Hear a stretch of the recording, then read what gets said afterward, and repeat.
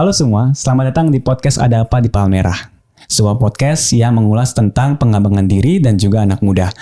Hari ini di episode pertama, aku Farhan sebagai host di sini akan menginterview dan juga sekaligus berbincang-bincang dengan salah satu penulis buku yang berjudul Hari-Hari Haru Huru Hara Tapi Hore Ibu Tunggal, yaitu Mbak Lita Ektianti. Hai. Apa kabar Mbak? Baik, alhamdulillah. Farhan apa kabar? Baik Mbak, alhamdulillah. Pertama saya pengen tahu nih Mbak, perjalanan awal Mbak dan mungkin dari latar belakang Mbak itu apa sih gitu? Mungkin untuk sobat-sobat di sini biar tahu mengenai Mbak gitu. Oke. Aku nyebutnya apa nih? Sobat Palmerah atau Sobat apa? Palmerah. Sobat Palmerah. Oke, halo semuanya. Saya Lita Ektianti, seperti tadi udah dikenalin sama Farhan. Saya menulis bukunya baru terbit bulan Desember kemarin. Judulnya itu adalah Hari-Hari Haru Huru Hara Tapi Hore Ibu Tunggal. Kalau diucapin 5 kali pasti belibet. Jadi latar belakang saya itu saya budak korporat, karyawan juga sama seperti kalian, seperti teman-teman juga. Tapi kebetulan saya hobi nulis dari zaman dulu, dari 2004 lah ya, udah punya blog segala macem gitu. Jadi apa yang saya pikirin, apa yang saya rasain, apa yang saya jalani itu sering saya tuliskan di blog. Terus kemudian sosial medianya berubah kan, jadi Friendster, Facebook, terus jadi Instagram gitu. Ya udah, tetap menulis di situ gitu. Terus kenapa mau menulis tentang ibu tunggal gitu? Kebetulan memang setelah menjalani kehidupan ibu tunggal, menurut saya banyak sekali hal yang bisa rasanya perlu saya bagikan deh. Rasanya sayang deh kalau ini cuma saya simpan sendiri gitu. Bukan berarti mau jadi so inspiring atau apa gitu, enggak ya. Cuma pengennya sih semua orang yang terpaksa harus menjalani kehidupan jadi ibu tunggal, harapannya adalah bisa menjalani dengan lebih tenang, dengan lebih ikhlas dan lebih supaya lebih ringan lah langkahnya menjalani hari-hari kita. Sebetulnya sih alasan menulis buku tentang ibu tunggal itu dari situ dulu sih gitu. Terus jadi deh bukunya udah ada di Gramedia sekarang gitu. Wah. Berarti memang perjalanan itulah yang akhirnya membawa Mbak Lita itu untuk menulis sampai sekarang ini kan Mbak? Sekarang masih aktivitas nulis juga? Masih nulis tapi sekarang udah agak jarang ya nulis di blog, nulisnya paling di Instagram. Ya, palingan nulisnya di situ sih, jadi caption aja sama mungkin karena udah terlalu enak juga sama kerja ya. Jadi akhirnya ya udah, jadi hal-hal yang pribadi itu udah agak jarang lah untuk ditulis di blog gitu. Ini aku ingin mungkin kita langsung kepada pembicaraan kita, tema pada hari ini ya. Aku akan membawa lebih kepada pemantik ya Mbak. Bagaimana sih terkait dengan menjadi single mom ini? Karena kan pada akhir-akhir ini kan seringkali kita itu, apalagi orang-orang di umum yang belum tahu bagaimana peran menjadi single mom, peran menjadi ibu tunggal, itu sering dikaitkan dan sering terjadi diskriminasi. Nah, mungkin bisa diceritain Mbak dari POV Mbak sendiri itu bagaimana sih menghadapi situasi tersebut? Sebenarnya kalau misalnya mau ngelihat itu secara umum ya pasti sebel. Maksudnya kayak apalagi banyak banget candaan-candaan seksis, nggak cuma di lingkungan terdekat gitu ya. Tapi juga sampai ke pejabat publik yang mana kayak kalau pejabat publik kan omongannya harusnya pasti didengerin ya sama orang gitu loh. Jadi kayak itu kemudian jadi normal, hal yang normal gitu untuk diucapkan di muka umum gitu. Padahal dia nggak tahu mungkin maksudnya bercanda atau apa. Kadang-kadang kita ya sama lah ya, mungkin namanya juga manusia. Kadang-kadang kita nggak tahu sesakit apa orang menerima ucapan tersebut gitu. Jadi agak menyayangkan sih, apalagi kalau kalimat-kalimat kayak gitu yang katanya sih bercanda tapi dilontarkan sama orang-orang yang public figure, tokoh publik atau orang-orang yang punya nama lah, bahkan orang-orang yang dianggap pintar lah gitu ya di secara umum gitu. Sayang aja sih kalimat-kalimat candaan seperti itu harus dikeluar dari mereka gitu. Mungkin mereka nggak tahu ya gimana beratnya seorang ibu tunggal menjalani hari-harinya gitu loh. Untuk urusan, wah ini jadi panjang. Jadi untuk urusan keseharian aja, operasional harian aja itu ibu tunggal tuh harus ngejalanin semuanya sendiri. Yang gampang deh antar jemput sekolah. Sementara di sisi lain harus kerja untuk nyari uang kan. Terus masih harus juga menghadapi omongan orang. Terus padahal dalam kondisi semua itu belum tentu emosinya dia tuh udah stabil gitu loh.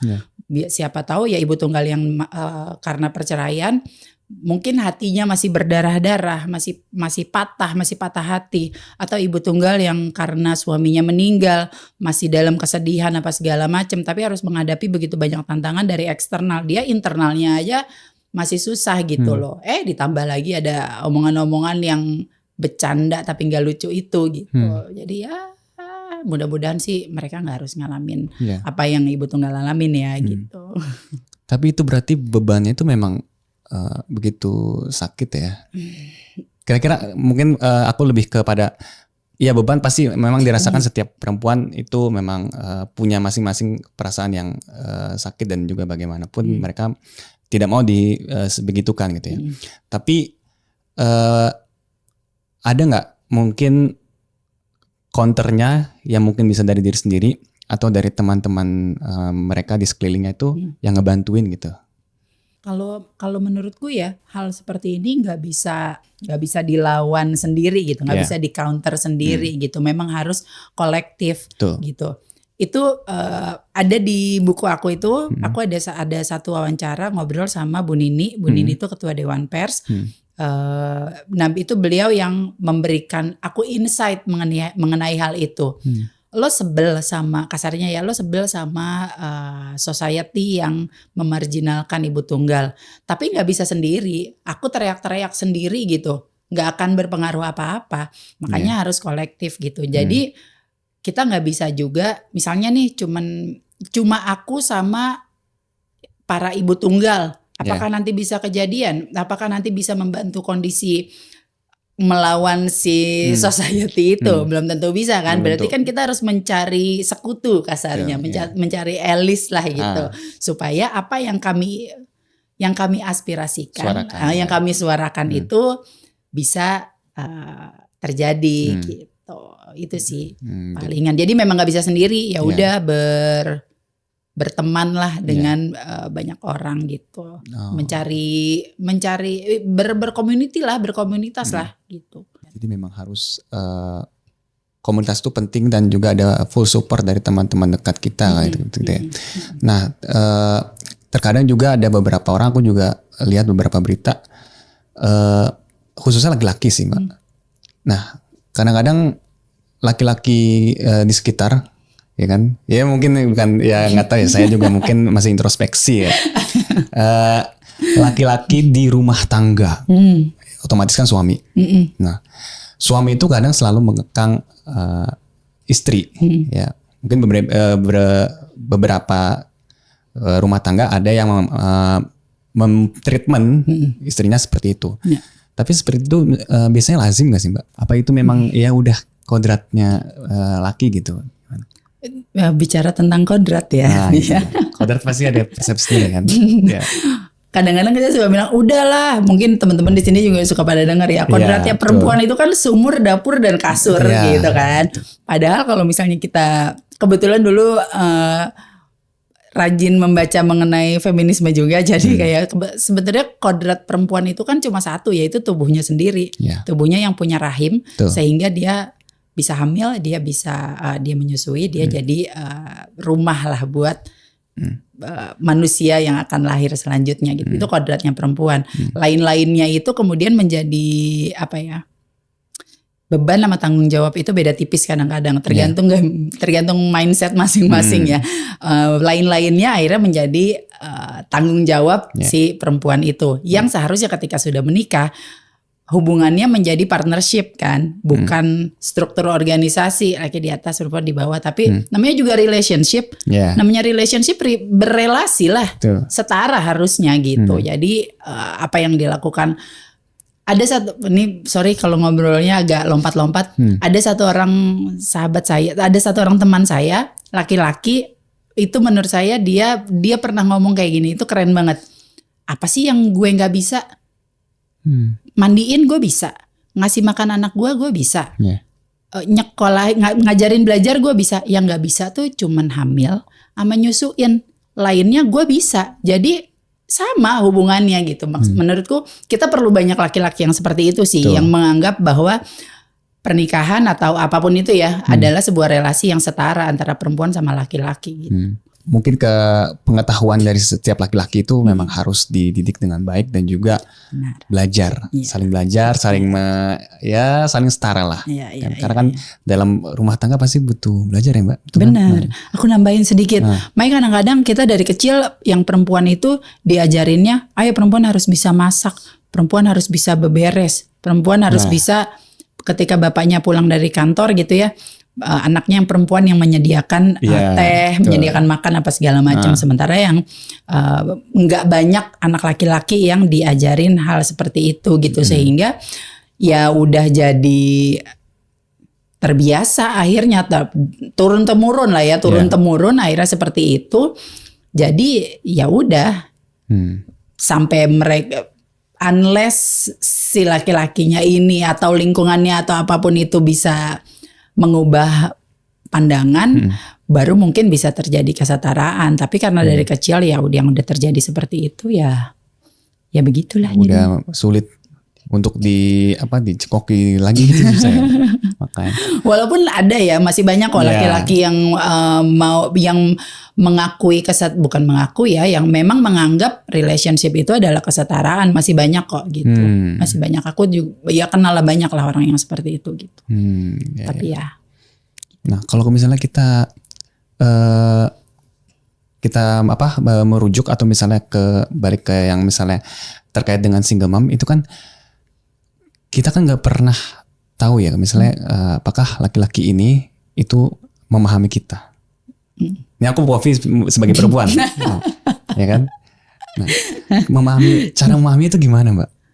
Men-triggernya itu kan susah sekali. Gimana maksudnya nih memahami? Misalnya aku perempuan nih, nah aku punya suami, ini jangan ini ya, jangan salah paham ya. Anggap ini pembicaraan biasa ya. Aku POV sebagai perempuan.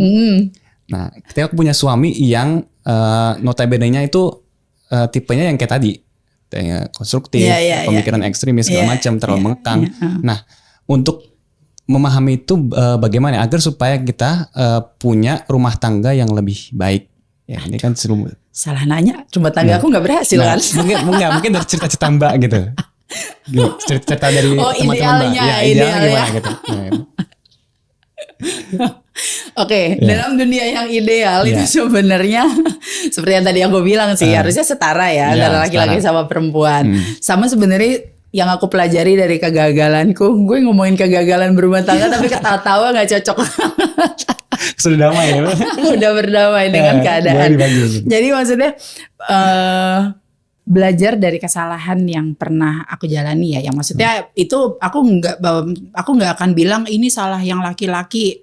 Namanya relationship pasti dua orang yang jalan gitu, nggak mungkin cuma satu orang yang jalan. Kalau satu orang yang jalan ya harusnya saling menyemangati untuk sama-sama mau jalan gitu. Belajar dari yang aku lalui adalah menurutku salah satu hal yang paling penting dalam setiap hubungan itu adalah komunikasi. Gampang banget kan, klise banget kan sebenarnya ya, komunikasi. Cuma sayangnya di sini banyak perempuan. Pasti kalau ditanya mau makan apa, terserah.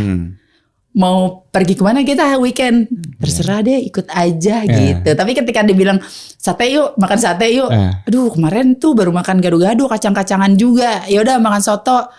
Duh, lagi nggak pengen, emang panas-panas gini enak ya makan kuah-kuah kayak gitu kan. Dia itu sebenarnya jadi ketawaan, jadi candaan, tapi itu bener gitu. Kayak komunikasi itu hal yang penting banget. Aku kenal banyak orang yang misalnya gini deh, kemarin pas lagi pandemi atau pasca pandemi itu katanya kan perceraian banyak meningkat tuh angka perceraian. Salah satunya disinyalir karena ekonomi gitu. Di lain sisi, aku kenal beberapa orang atau banyak orang yang memang mengalami kendala ekonomi, tapi hubungan pernikahannya bisa baik-baik aja. Mereka malah bisa saling support karena apa ya? Mereka komunikasi gitu. Mereka komunikasinya baik gitu. Yang si istri harus ngapain, si suaminya harus kayak gimana menyikapinya, benar-benar kayak gitu. Jadi menurutku belajar dari kesalahanku, hal yang paling penting dalam pernikahan itu harus komunikasi. Apapun itu harus dikomunikasikan gitu. Terus kayak itu pertama. Sama yang kedua, pernikahan itu kan awalnya dari 2 orang ya. Nanti ujungnya juga cuma 2 orang loh. Kalau walaupun kalian udah pada punya anak apa segala macam, tapi nanti anak-anak akan pergi ya, sama lah kayak aku gitu ya. Ibu bapakku ya ketika anak-anaknya nikah ya mereka cuma tinggal berdua gitu. Nah, betapa pentingnya mencari pasangan yang setara. Setaranya bukan cuma soal pendidikan, sama-sama S1 pokoknya harus. Kalau yang suaminya D3 jangan mau gitu. Enggak ya.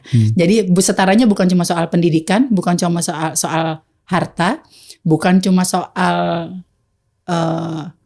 pace lari. Mungkin sekarang lah ya udah lari. Tapi setaranya tuh ya dalam pemikiran.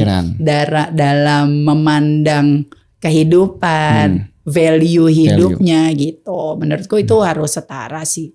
Gitu, itu belajar dari pengalaman saya yang sebaiknya jangan ditiru gitu. Tapi tadi menarik juga aku menggarisbawahi terkait anak ya. Karena kan ini mohon maaf ya Mbak kalau misalnya agak sensitif. Karena kalau misalnya kita itu kan ketika kita ibu tunggal, otomatis kan kita itu harus nomor 1 anak, betul loh, ya kan? Karena kan kita, terus nomor 1 mungkin nomor 1 adalah anak dan juga diri sendiri. Bagaimana kita bisa bertumbuh dan berkembang. Nah, bagaimana memahami anak yang kita asuh, kita didik dengan baik, itu bisa konsisten dan terus menerus berkembang walaupun kita sendiri juga banyak bergejolak di hati gitu. Benar. Ya. Nah, ngomongin tentang itu ya. Jadi ini analogi lagi ya, kayak kalau sering dengar kan kalau di pesawat misalnya terjadi apa-apa, jangan bantu orang lain dulu, bantu diri kamu sendiri dulu gitu ya. It happens dalam hal apapun lah ya.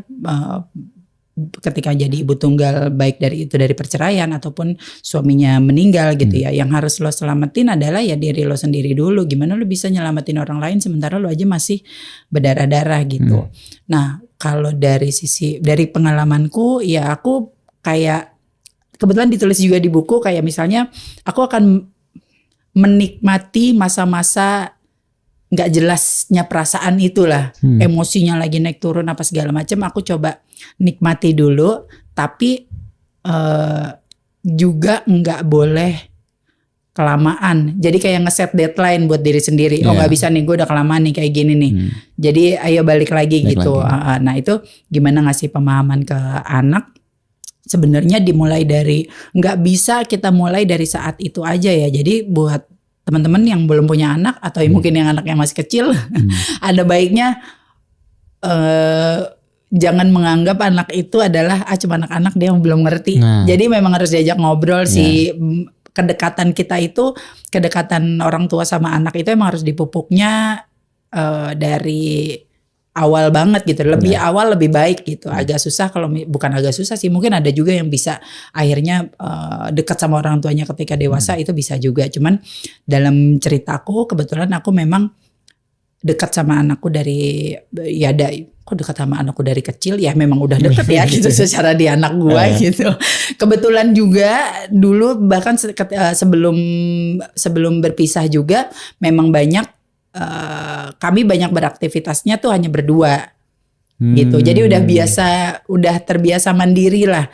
Kemana lah, ke dokter kek, ngambil rapot kek, nonton pentas akhir tahun kek, kondangan kek, apa segala macam itu udah terbiasa berdua. Jadi memang ya udah udah terbiasa, kebetulan juga memang kami saling, aku apa-apa ngobrol ke dia, sehingga dia juga terbiasa ngobrol ke aku. Jadi mungkin caranya menghadapi badai ini tuh lebih smooth kali ya smooth. gitu.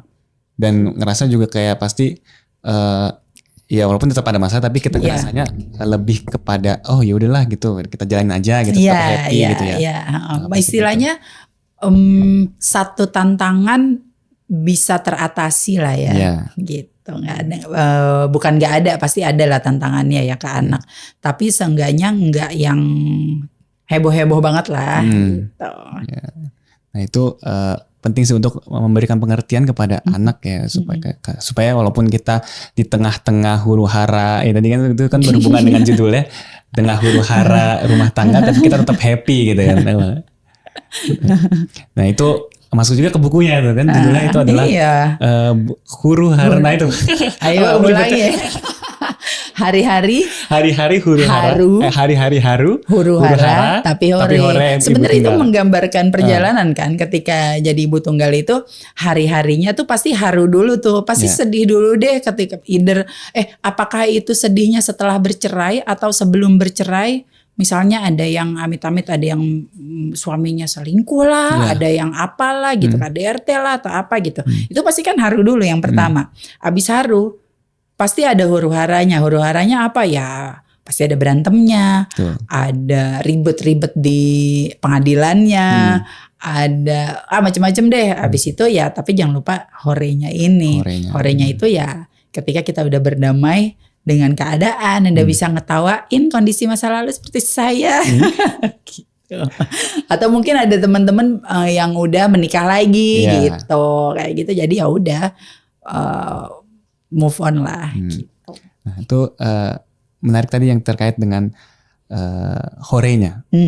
Aku ingin tahu nih, horenya itu gimana sih supaya kita bisa calm down terhadap masalah, tapi ya maksudnya memfasilitasinya itu bagaimana? Maksudnya kita apa media apa yang supaya kita tuh tetap happy di tengah huru hara rumah tangga? Mungkin ada tips-tips dari Mbak Lita.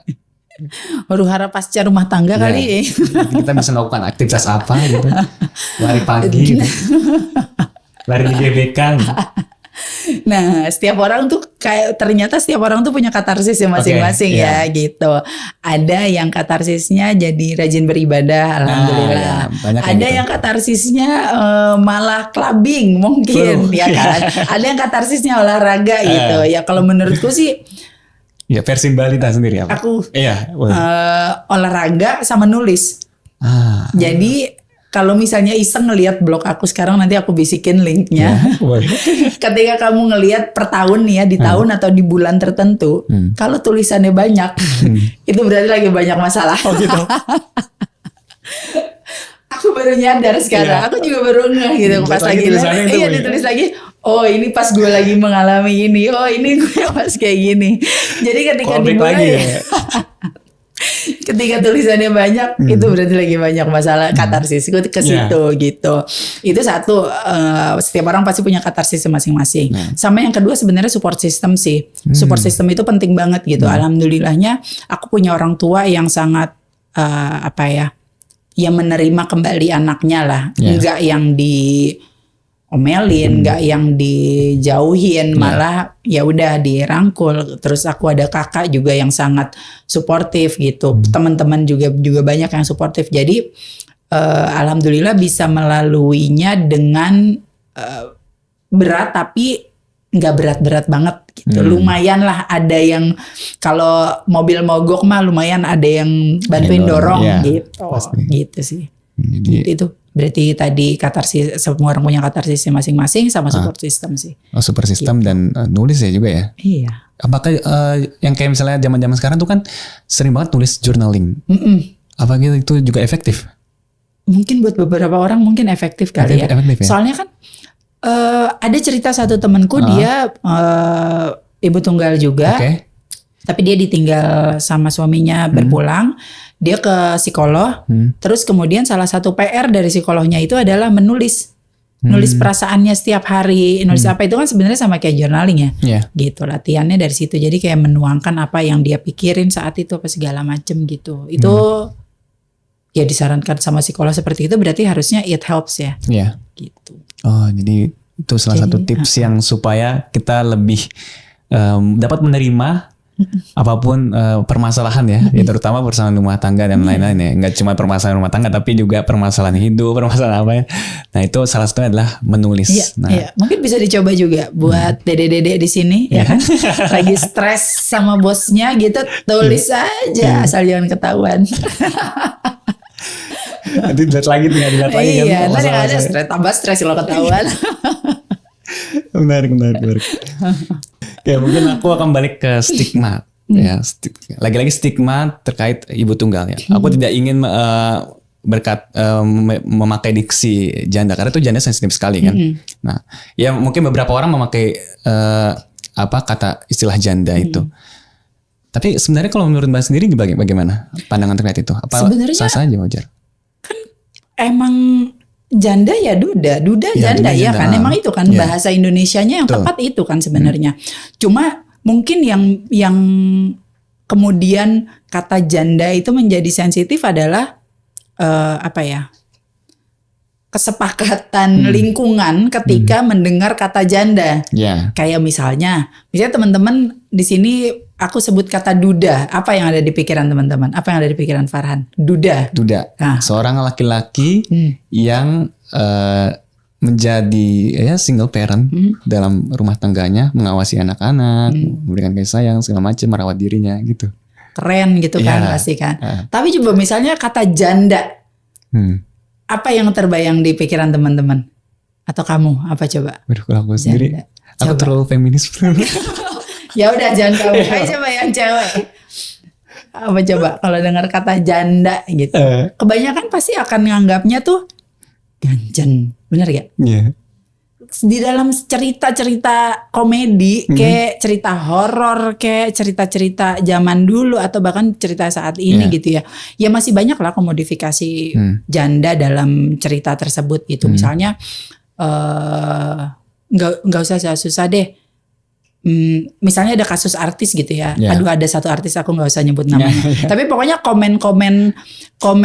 Jadi dia berpisah sama istrinya, terus kemudian dia udah punya pacar lagi. Kebetulan pacarnya dia yang baru ini adalah ibu tunggal. Itu komen-komen netizen, wah ini menjadikan perempuan lain janda demi janda yang lain. Ketika mendengar itu pasti menurut kita itu negatif banget ya gitu kan. Pasti betul. Seperti itu gitu. Jadi ya memang udah kayak kesepakatan lingkungan aja ketika udah culture-nya aja menjadikan kata janda itu sebuah candaan, sebuah candaan, sindiran atau cemoohan gitu. Itu sih kalau walaupun sebenarnya kalau dia ditanya artinya sendiri ya emang iya ya nggak apa-apa juga, nggak apa-apa juga sebenarnya gitu. Sah-sah saja ya. Sah saja, emang itu sebutannya kok. Gitu. Karena kalau misalnya kita sebut semua perempuan yang udah bercerai itu atau nggak punya suami itu adalah ibu tunggal, belum tentu dia punya anak. Bener gak? Kalau di luar negeri kan di bahasa Inggris kan ada kalau yang bercerai divorcee. Kalau yang ditinggal meninggal widow, ya kan? Kalau di Indonesia kan cuma satu, janda. Kalau ibu tunggal berarti yang udah punya anak. Tapi kalau yang belum punya anak tapi udah cerai, apa sebutannya? Janda. Udah. Iya, emang itu bahasa Indonesia pada di KBBI. Iya betul.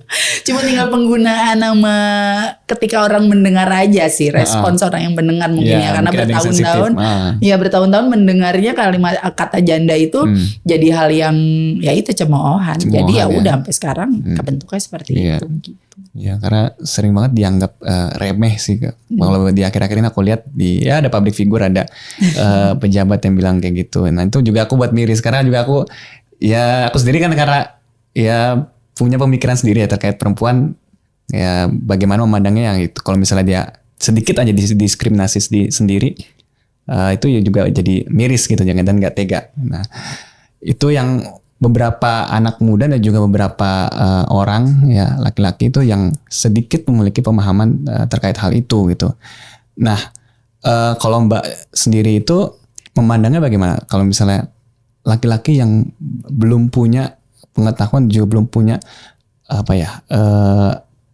cara men-treatment perempuan gitu kan, yang baik itu bagaimana? Itu gimana menurut Mbak? Sebenarnya semuanya itu balik lagi ke mereka masing-masing ya. Yeah. Pengetahuan kan bisa didapat dari mana aja. Mereka intinya mereka mau tahu apa enggak, gitu kan. Kalau kalimat bercandaan komen-komen netizen, main bisa, belajar nggak bisa, gitu kan. Jadi ya, yang nge-scrolling sosial media bisa, tapi mencari informasi yang tepat, yang baik, yang benar kok nggak bisa gitu. Harusnya kan bisa-bisa aja, berarti kan tergantung dari mereka masing-masing. Kita nggak bisa memaksakan orang lain untuk nge-treat seseorang seperti gimana gitu. Menurutku kita nggak bisa maksain itu sih, tapi memang harus dari dianya sendiri juga ya. Dan mungkin akhirnya kalau menurutku adalah kita ini nih, yang kita ini teman-teman ini yang mungkin baru punya anaknya masih kecil atau mungkin belum punya anak. Nah, perannya kita ini nih untuk ngedidik generasi selanjutnya mau jadi yang seperti kayak gimana gitu. Kalau misalnya memang mau dunianya jadi lebih baik gitu ya. Ya kita yang harus, ya generasi kita dan teman-teman di sini nih yang harus memutus rantai hal-hal yang tadi udah kita obrolin itu gitu sih. Berarti lebih ke ya kita mau belajar apa enggak gitu kan. Nah, itu yang sulit. Makanya ya aku tadi nanya begitu karena teman-teman di sekelilingku juga sedikit yang punya pemahaman seperti itu. Jadi ada baiknya kita lebih belajar lagi bagaimana cara memahami perempuan, terutama pasangan kita, setuju. Istri kita gitu. Nah, itu penting sekali. Balik lagi mungkin kepada yang tadi status menjadi ibu tunggal, itu kan banyak sekali tantangannya. Nah, tadi kan Mbak Lita juga memaparkan bagaimana tantangannya. Nah, tantangan terbesarnya tuh apa, Mbak? Waduh, karena saya nyontek dulu. Dari sekian banyak tantangan, mungkin ada tantangan yang sulit banget sehingga baru bisa berhasil. Gitu. Tantangan terbesar itu palingan, walaupun kalau untuk diriku sendiri, tantangan terbesarnya itu, aku tadi mau bilang tantangan terbesar itu ya masih dari pandangan masyarakat sih. Tapi memang untungnya, alhamdulillahnya, aku mungkin berada di kolam yang cukup terbuka pemikirannya sehingga aku nggak mendapatkan cibiran atau pandangan-pandangan negatif mengenai status yang aku sandang saat ini. Walaupun kalaupun ada mungkin aku nggak peduli, nggak denger juga gitu ya soalnya gitu. Tantangan kedua itu pastinya ya dari sisi ekonomi. Karena biar bagaimana juga kan jadi sebenarnya bukan masalah ekonominya itu sendiri ya, tapi lebih kayak banyak hal yang akhirnya harus diputuskan sendiri. Walaupun di satu sisi itu jadi kebebasan, tapi di sisi lain juga jadi tantangan. Hal yang diputuskan sendiri itu apa sih? Misalnya nih ya. Misalnya nih, sebodoh mau ganti handphone. Oh, kan? Sampai segitu ya, Mbak? Nah, tapi aneh. Maksudnya gini, itu kan keputusan yang remeh sebenarnya. Benar ya? Itu kan keputusan yang remeh. Tapi nggak bisa aku diskusiin sama orang lain.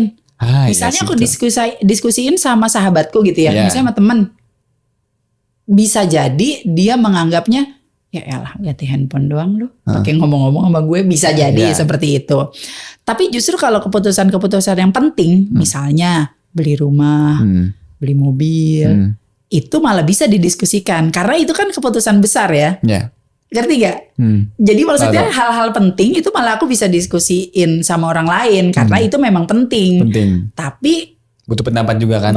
Tapi kalau handphone nggak penting sih sebenarnya didiskusin sama orang, tapi kayaknya gue harus ngobrol sih sama orang beli handphone apa ya gitu kan, gitu loh. Jadi sebenarnya ya hal-hal yang model-model kayak gitu sih sebenarnya yang mungkin jadi tantangan, bukan tantangan besar sih, remeh sebenarnya itu remeh kan, hari-hari aja gitu, hal-hal kecil aja gitu sih. Oh Hemat jadi ya. Ya Tantangan remeh. lain apa ya? Mungkin kalau perempuan yang lain, ibu Struggle-nya mungkin dari sisi struggle-nya ketika menghadapi yang udah masa-masa lalu gitu. udah lupa lagi. Aduh, struggle untuk supaya move on gitu kan. Gitu. Enggak sih ya, Enggak ya? biasa aja Biasa karena aja. karena tujuan berpisahnya saat itu adalah untuk mendapatkan kehidupan. Ini kayak Polri nih tagline-nya, mendapatkan kehidupan yang lebih tenang, lebih aman, lebih nyaman. Ya nggak sih itu kayak tagline Polri sekarang. Tapi ini benar. Jadi maksudnya karena waktu itu tujuan bercerainya adalah ke situ. Jadi ketika mendapatkan akhirnya akta cerainya keluar, malah jadi kayak lebih lega gitu. Lega bahwa oh ya udah ini yang gue pengenin udah terjadi. Sekarang tinggal menata kehidupan ke depannya, lebih kayak gitu sih. Jadi saat itu sih struggle-nya itu justru sebelum memutuskan untuk berpisah. Jadi setelah berpisahnya malah udah lebih ringan lah langkahnya. Jadi struggle-nya tuh malah justru sebelum berpisah. Mungkin kalau ibu tunggal yang lain, salah satu tantangannya itu adalah dianggap gampangan, gitu, ya kan, gitu. Sering. Ya dengan banyaknya candaan-candaan seksis di luar sana, sehingga mungkin jadi masuk ke alam bawah sadar orang lain, gitu ya, bahwa bisa nih, gitu. kayak gitu, mungkin. Tapi untungnya kayaknya nggak ada ke aku, enggak sih, karena judes. Jadi enggak. Terus yang mungkin tantangan juga buat ibu tunggal lain juga bisa jadi adalah ditanya kapan kawin lagi, kapan nikah lagi, kenapa belum move on ya, nungguin ini ya, gitu-gitu segala macam. Kan enak kalau kawin lagi, nanti ada yang biayain, nggak usah kerja keras apa segala macam kayak gitu. Mungkin tantangannya itu juga gitu. Kalau aku ada nggak yang nanya? Ada aja gitu yang nanya, misalnya dari keluarga, kapan ini nikah lagi gitu. Jadi jawabanku tuh simpel. Jadi jawabannya adalah ada trik-trik lain gitu. Bagaimana cara menghindari yang lain itu? Jawabanku adalah ntar ya kalau ada yang punya kolam renang rumahnya. Oh gitu. Kan jawabannya Spesifik ya? susah kan? Lebih spesifik, pokoknya harus dapat gini gitu kan. Kalau udah gini oke. Padahal mau bukan gitu. itu cuma biar nggak ditanyain aja. Atau enggak itu lagi tahun-tahun sampai tahun ketiga lah. Kalau udah kesini-sini kalau ditanya lagi udah kayak cuman gini doang. Nggak usah nanyain melulu, bawa aja kesini orangnya. Iya. Ya gitu. Ya kan? Lebih langsung aja pengen daripada dapat langsung gitu. Nanyain doang. Iya. Bawa sini orangnya gitu. Kenalin ya. Iya bisa. Nah itu bisa tuh ya. Ya kalau sekarang sih udah dibawa ketawa aja ya, udah dibawa seru aja lah. Iya. Mantap. Menarik. Iya tadi terkait ya itu tadi ombang-ambingnya gimana kita menghadapi tantangan juga perlu kita persiapan tadi kan struggle-nya. Nah ini juga balik kepada motivasi sih Mbak. Aku ingin tahu bagaimana Mbak itu memotivasi diri Mbak supaya lebih kuat tuh bagaimana. Nah mungkin ada cara-cara treatment khusus gitu atau misalnya ya support system juga perlu. Tapi bagaimana kita supaya bisa memotivasi diri juga supaya lebih kuat dan menghadapi tantangan itu lebih baik lagi. Oke. Ya, ada. Ini versi bercanda. Ini jawabannya mungkin teman-teman akan ketawa. Tapi ini beneran. Iya. Ya, aku gengsian orangnya. Jadi kayak kalau misalnya nggak gengsian kan, ya udah ya, wah nangis apa segala macem gitu. Untungnya aku gengsian, jadi malah justru kayak itu sebenarnya kalimat lucunya, tapi sebenarnya di balik itu adalah ini kan yang lo pengenin, Lid. Ini yang gue pengenin gitu. Ini adalah hal yang ya udah untuk keluar dari that toxic relationship udah lo dapetin nih gitu. Masa lo malah makin jatuh? Harusnya bounce back dong. Harusnya harusnya lo malah jadi memanfaatkan ini untuk lebih quote unquote bersinar gitu istilahnya gitu. Malah jadi makin kuat lah. Gitu sih, itu sih sebenarnya. Simple tapi kurang memotivasi ya. Jadi lebih ke situ sih sebenarnya. Intinya adalah ya kalau udah gini, kalau ada satu temenku yang bilang gini, perempuan itu nggak akan minta cerai kalau udah nggak sampai sini. Maksudnya apa? Keselnya tuh sampai sini ya? Gitu. Tanya gitu. Jadi ketika perempuan yang menggugat perceraian ini sudah akhirnya mendapatkan haknya, udah mendapatkan akta cerai itu, ya ada baiknya ya udah manfaatkan dengan baik. Maksudnya manfaatkan dengan baik, udah balik lagi ke kehidupan kita yang seharusnya jalanin dengan lebih baik. Itu sih sebenarnya gitu. Jadi lebih santai aja bahwa hidup itu ya. Iya lagi orangnya terlalu santai kali ya. Ya santai aja sih. Tapi kadang juga ya perempuan apalagi itu juga gampang-gampang sedih gitu kan. Akhir-akhir ini tiba-tiba kena mental health gitu kan. Ya itu ya aku sebagai yang laki-laki berpandangan mungkin beda ya pandangan laki-laki yang lain. Melihatnya ya itu suatu kewajaran gak sih kan? Karena kan memang setiap orang punya perasaan sendiri. Betul. Dan juga bagaimana dia berhadapan dengan masalah itu. Benar. Jadi ya kita nggak bisa menjustifikasi orang itu. Iya. Kan? Nah itu yang sering banget aku khawatir sih itu untuk bagaimana supaya bisa mentreatment itu semua kan. Nambahin dari jawaban yang tadi, berarti ini mungkin masih berkaitan juga sama kalimatnya Farhan ini. Menurutku adalah salah satunya juga ketemu sama orang-orang yang tepat. Kayak misalnya kebetulan pas aku kemarin setelah berpisah itu, setelah berapa lama, nah salah seorang sahabatku ini kebetulan adalah foundernya community Single Moms, Single Moms Indonesia gitu. Nah kalimatku kenapa bertemulah dengan orang-orang yang tepat. Kadang-kadang kita berkomunitas atau berteman itu misalnya sama-sama ibu tunggal, tapi ada yang outputnya tuh benci, ngomongin mantan suami aja gitu misalnya, masih sebel aja, masih gondok aja, masih ke bawah aja emosinya. Atau ada juga yang mungkin menjadikan dirinya tuh korban. Pokoknya jadi korban terus gitu. Nah, alhamdulillahnya di kasusku, aku ketemu sama teman-teman yang sama-sama saling support dan emang bener-bener kayak ya udah kuat aja gitu. Alhamdulillahnya seperti itu gitu loh. Jadinya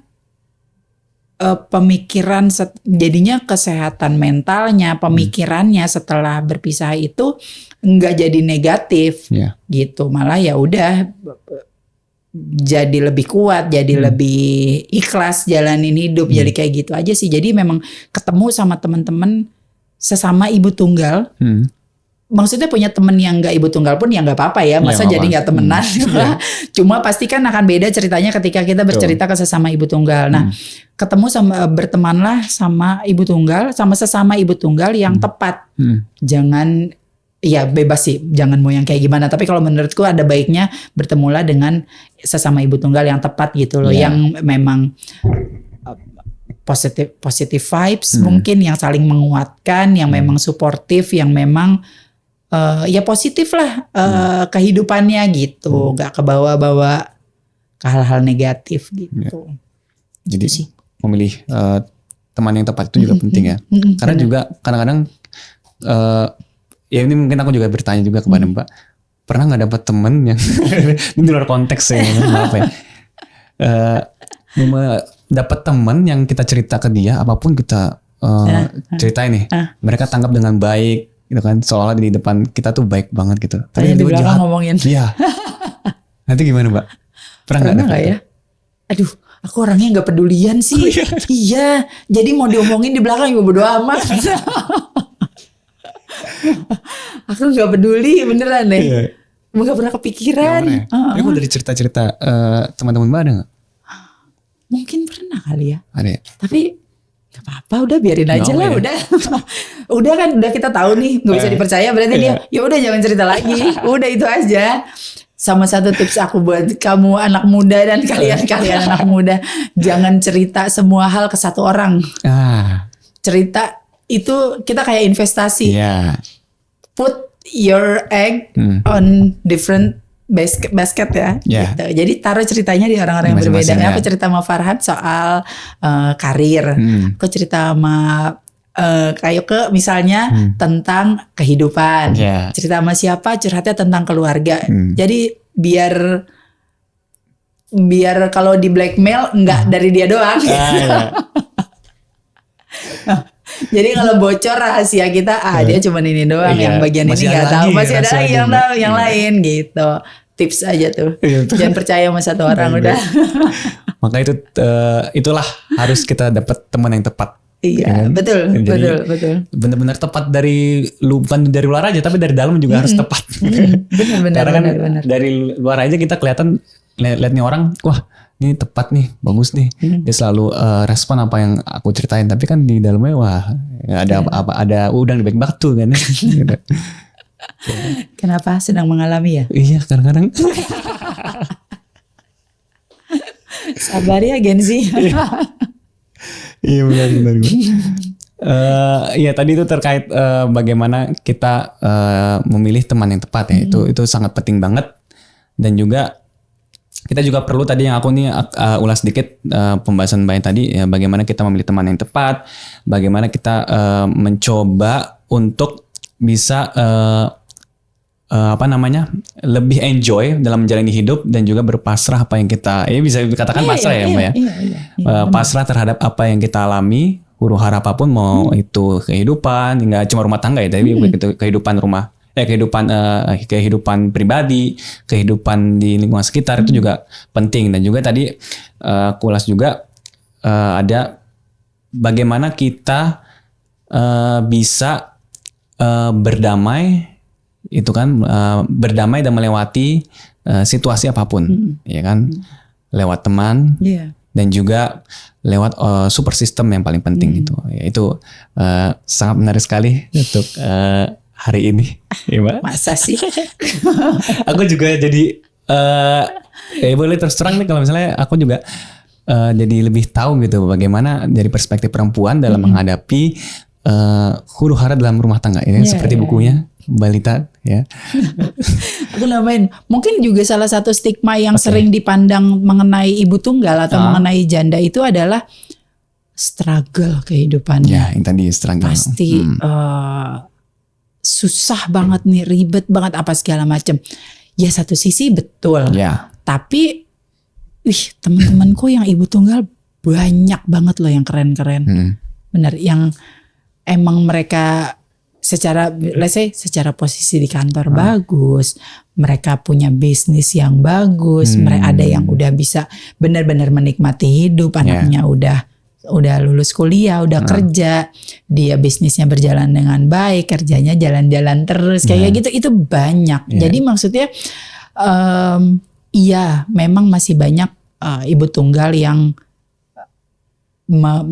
dibebankan oleh stigma-stigma yang ada di masyarakat. Tapi jangan salah, banyak banget ibu tunggal yang benar-benar berdaya. Nah, keywordnya adalah berdaya sih sebenarnya. Jadi perempuan itu harus berdaya. Berdaya itu bukan berarti lo harus kerja ya, lo harus kerja kantoran, enggak sih. Tapi berdaya itu dia harus bisa memutuskan apa yang terjadi sama hidupnya dia sendiri gitu. Mau kerja lagi kek, mau jualan kek, mau ngapain kek, tapi pokoknya dia bisa memutuskan kehidupannya dia tuh berdasarkan apa yang dia pengenin gitu. Jadi menurutku tuh perempuan harus banget berdaya. Itu tuh. Itu salah satu yang penting gitu. Wah, menarik. Tepuk tangan. 10 menit lagi. Menarik. Jadi aku juga semakin aware terhadap apa yang perempuan lakukan, apa yang terutama ibu-ibu ya. Ibu-ibu juga kita kan nggak bisa asal-asalan kita menjudge ibu-ibu yang rumah tangganya punya masalah segala macam, tapi kita juga harus merangkul semua itu kan. Ya, itu penting. Oke. Mungkin podcast kali ini kita sudahi karena sudah waktunya ya, Mbak. Udah malam. Oke. Terima kasih Mbak Lita atas sudah memberikan ruang kepada kita semua insight-insight terkait bagaimana cara menghadapi kehidupan rumah tangga yang sebenarnya kita tidak punya masalah terhadap apapun dalam rumah tangga, tapi memang ya udah jalan takdir dan sebagainya yang memang yang harus kita kuatkan untuk itu gitu ya. Nah itu terima kasih untuk hari ini Mbak. Sama-sama. Kita cukupkan hari ini. Terima kasih kepada teman-teman Sobat Palmerah yang sudah menyaksikan podcast pada di episode 1 ini. Sampai jumpa.